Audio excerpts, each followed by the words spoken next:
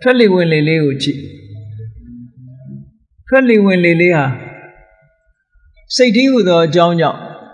ရှူလိုက်ရှိုက်လိုက်နဲ့လေကလေးကဖြစ်နေတာ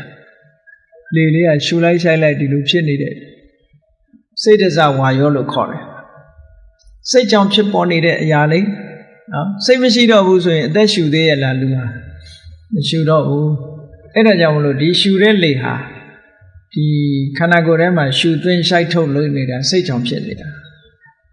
အဲ့တော့စိတ်တည်းဟူသောအကြောင်းကြောင့်ဖြစ်လာတဲ့ဒီလေလေးကိုငါလို့သတ်မှတ်မလားဆိုသတ်မှတ်လို့မရဘူးစိတ်ရှိတုံးသာဖြစ်တာစိတ်မရှိရင်သူကမဖြစ်တော့ဘူးအဲ့တော့ငါလို့ဆွဲလန်းလို့လည်းမရဘူးအဲ့ဒီလေလေးဟာဝါယောယုတ်ကလေးပဲ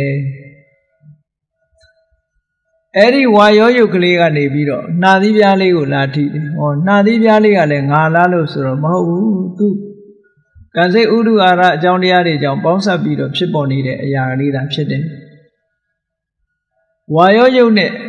နှာသီးပြားနဲ့ကာယပတာရနဲ့ပေါင်းစုံလိုက်တဲ့အခါကျတော့ထိမှန်းသိလိုက်တဲ့ထိတိစိတ်ဆိုတာလေးပေါ်တယ်အဲ့ဒီထိတိစိတ်ကလေးကရောငါလားလို့ဆိုငါမဟုတ်ဘူးဒါနန္တရားတက်တက်မြတာဖြစ်တယ်ရုပ်နှစ်ခုပေါင်းစုံမှုကြောင့်ပေါ်လာတဲ့နာမ်ကလေးပဲဖြစ်တယ်လို့အဲ့ဒါလို့ရှုမြင်ထားလို့ရှိရင်ဒါညာတပရိညာနဲ့သိတယ်ပေါ့လေရယ်နှာသီးပြားကရှိတဲ့ကာယပတာရရဲ့ကရုပ်တရားထိလို့သိတဲ့အသိစိတ်လေးကနန္တရားလို့ကိုယ့်ဘာကိုလေရှုရင်းစဉ်းစားကြည့်ပေါ့အဲ့ဒီစဉ်းစားတယ်လို့ထိုင်းနေတဲ့အခါမှာလဲစဉ်းစားလို့ရတာပဲကျမ်းမော်ထိုင်းနေရင်ကျမ်းရဲ့မာကြောမှုတို့မို့ဒီဆိုဖာပေါ်ထိုင်ရင်ဆိုဖာရဲ့ဣရာတို့ခန္ဓာကိုယ်မှာလာထိနေတာထိတာရဲ့ဟုတ်လား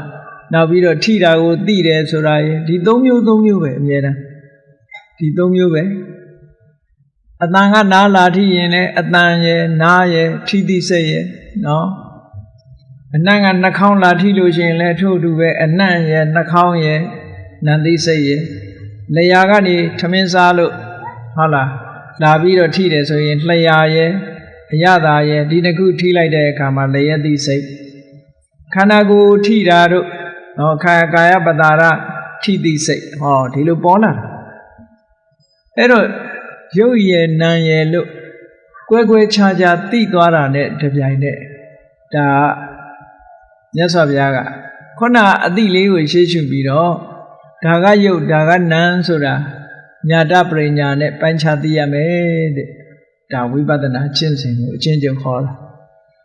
ခုနနှလုံးသွင်းကနေဆက်ပြီးတော့ရုပ်နဲ့နာမ်ကွဲအောင်ကြည့်ပြီးတဲ့အခါကျတော့ထိုရုပ်နာမ်ရဲ့သဘာဝတွေကိုကြည့်လိုက်တဲ့အခါမှာဝင်လာတဲ့လေလေးကလည်းလေဝင်လာပြီးပျောက်သွားတာပဲနော်ကာယပတာရလေးကိုလာထိလိုက်တဲ့အချိန်မှလေးပဲသိတဲ့စိတ်လေးကလည်းပေါ်လာတာပြီးတော့လည်းပျောက်သွားတာပဲအဲ့တော့ထိတဲ့အခိုက်ကလေးမှာသိတဲ့စိတ်လေးပေါ်လာတယ်ထိပြီးတာနဲ့ပျောက်သွားပြန်တယ်အဲ့ဒီမမြဲတဲ့သဘောတွေကိုစဉ်းစားသိရှိလာတဲ့အခါကျတော့မမြဲပါလားလို့ဆိုတဲ့ဆုံးဖြတ်တဲ့အသိဉာဏ်တစ်ခုပေါ်လာတယ်အဲ့ဒါကိုတိရဏပရိညာလို့ခေါ်တာပဲ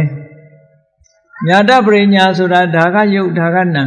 ဘာဖြစ်လို့ယုတ်လို့ဘာဖြစ်လို့နံလို့ပြောတာတုံးဆိုရင်ဟောနံဆိုတာအာယုံကိုသိတဲ့သဘောခုနကလေလေးကလည်းမသိဘူးကာယပတာရလေးကလည်းမသိဘူးသိတာကနံတရားလေးကသာသိတာဟောမသိတဲ့သဘောကယုတ်သိတဲ့သဘောကနံလို့အကြံပြင်းတယ်လို့ပြောလို့ရတယ်ပေါ့အဲ့တော့သဘာဝချင်းနှစ်ခုမတူဘူးမတူတဲ့သဘာဝနှစ်ခုကိုပိုင်းခြားသိတာညာတပရိညာပဲအဲ့ဒီညာတပရိညာဆိုတဲ့အသိဉာဏ်ရပြီးတဲ့အခါမှာမမြဲတဲ့သဘောတွေထိုမမြဲမှုကြောင့်စိတ်ပြည့်စရာကောင်းတဲ့သဘောတွေကိုယ်ဆန္ဒအတိုင်းမဖြစ်ဘူးဆိုတဲ့အနတ္တသဘောတွေကိုဆုံးဖြတ်နိုင်လာလို့ရှိရင်တိရဏပရိညာလို့ခေါ်တယ်အဲ့ဒီလိုမြတ်စွာဘုရားကဝိပဿနာဉာဏ်နဲ့အခုလိုညာတပရိညာတိရဏပရိညာဆိုတဲ့အသိဉာဏ်တွေနဲ့သိရမယ်လို့ဟောပြီးတဲ့အခါမှာရှင်မောက္ကလံကိုဗာတရားဟောတော့ဆိုဝေဒနာကမ္မထာကိုဟောလိုက်တယ်။ဘာဖြစ်လို့ဝေဒနာကမ္မထာဟောတော့ဆိုစိတ်ထဲမှာအာယုန်တစ်ခုပေါ်လာလို့ရှိရင်သူကခံစားမှုလေးတွေရှိတယ်။ခုနရှူလိုက်တဲ့အခါရှူကောင်းလို့ရှိရင်ဒုက္ခဝေဒနာ။ဟိုရှူရတာမကောင်းဘူးသက်ရှူရတာလည်းခက်တယ်လေကြီးကလည်းမကောင်းဘူးဆိုလို့ရှိရင်ဒုက္ခဝေဒနာ ထိုင်ရတာပင်မနဲ့အောက်ကနေပြီးတော့မာတယ်ဇလုံးတစ်ခုကြီးဖြစ်နေတယ်ဒုက္ခဝေဒနာအဲ့ဒီဝေဒနာလေးတွေကိုမြတ်စွာဘုရားကမမြဲတဲ့သဘောအနေနဲ့ရှုရမယ်တဲ့ထိုဝေဒနာလေးတွေပြတ်သွားတာမြင်ရမယ်ထိုဝေဒနာလေးတွေချုပ်ငြိမ်းသွားတာမြင်ရမယ်ဖြစ်ပေါ်လာတာကိုလည်းမြင်ရမယ်ချုပ်ငြိမ်းသွားတာကိုလည်းမြင်ရမယ်ဝေဒနာကမ္မထံကိုဝေဒနာနုပဒနာကမ္မထံကိုခေါ်လိုက်တာအဲ့ဒီလိုဝေဒနာရဲ့ဖြစ်မှုပြက်မှုသဘာဝလေးတွေကိုမြင်လာတဲ့အခါမှာတဲ့ဝေဒနာပေါ်မှာမြင်တယ်လို့အလုံးသဘာဝတရားတွေပေါ်မှာလည်းပဲဖြစ်ပြမှုတွေမြင်လာတဲ့အခါဘာဖြစ်တုံဆိုရင်ဆွဲလန်းမှုဆိုတဲ့ငါဆိုတဲ့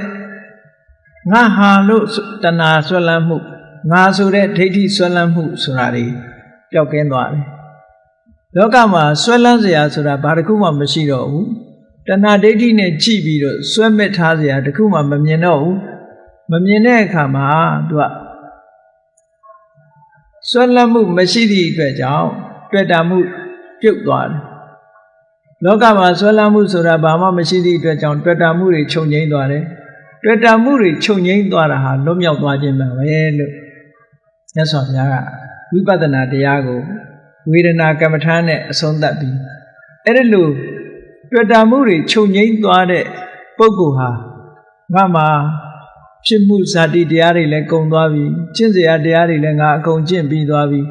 နောက်ထပ်ထပ်ပြီးတော့ကျင့်စရာမလိုတော့ဘူးအလုံးကအဆုံးတိုင်းသိသွားပြီလို့ကိုယ့်ကိုယ်ကိုသိနိုင်ပါတယ်တဲ့အဲ့ဒီအတိုင်းကျင့်လို့သိသွားပြီဆိုလို့ရှိရင်ဒါတဏှာသင်္ခယဝိမု ക്ത ပဲတဲ့တဏှာကုံရာအတွေ့အတာချုပ်ငြိမ်းသွားတဲ့နိဗ္ဗာန်မှာလုံးဝလွတ်မြောက်သွားခြင်းပဲလို့လွတ်မြောက်သွားတဲ့ပုဂ္ဂိုလ်ပဲလို့မြတ်စွာဘုရားကဒီတရားကိုရှင်မောက္ကလန်ရဲ့အမေးကိုဖြေပြီးတော့ဝေဒနာကမ္မထံကိုခေါ်တာအဲ့ဒီဟောထားတဲ့ကျင့်စဉ်အတိုင်းဝေဒနာကမ္မထံကိုရှုမှတ်ပြီးတော့ရှင်မောက္ကလန်ဟာ9 ရက်မြောက်တဲ့နေ့မှာဉာဏ်ဖြစ်သွားတယ်